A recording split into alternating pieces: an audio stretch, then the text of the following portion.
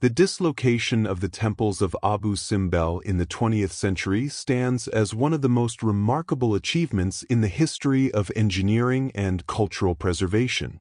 Threatened by the creation of Lake Nasser following the construction of the Aswan High Dam, the temples faced permanent submersion. In addition to the current position of the temples, this model shows how far they would have been flooded.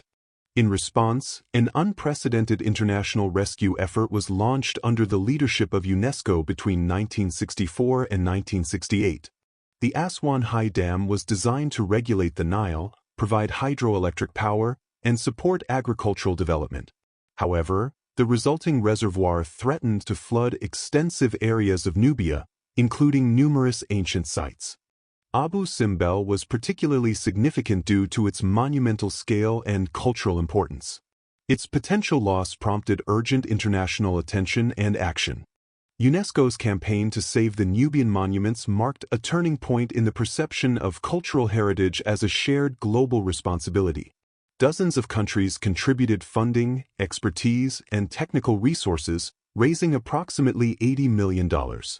The technical challenge of relocating Abu Simbel was immense.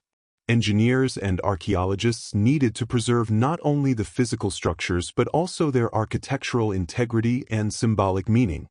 After evaluating several proposals, they adopted a method that involved cutting the temples into large stone blocks and reassembling them at a higher elevation. In total, the structures were divided into over 1,000 precisely measured pieces, each weighing several tons. These were then transported and reconstructed approximately 65 meters above and 200 meters away from their original location. To maintain the visual appearance of the site, engineers constructed an artificial hill supported by a reinforced concrete dome and covered it with rock to replicate the natural cliff. This ensured that the temples retained their original aesthetic context, preserving the illusion of being carved directly into a mountainside. One of the most complex aspects of the relocation was preserving the temple's astronomical alignment. The original design allowed sunlight to illuminate the inner sanctuary on specific days each year. During reconstruction, engineers carefully adjusted the orientation of the temples to maintain this phenomenon as closely as possible. Although the alignment shifted slightly by about a day, the effect remains largely intact, demonstrating the precision achieved in the project. The success of the UNESCO campaign reinforced the idea that cultural heritage belongs to all humanity and must be protected collectively.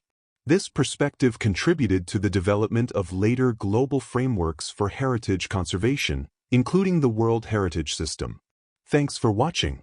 If you enjoyed this video, please subscribe so you won't miss new ones.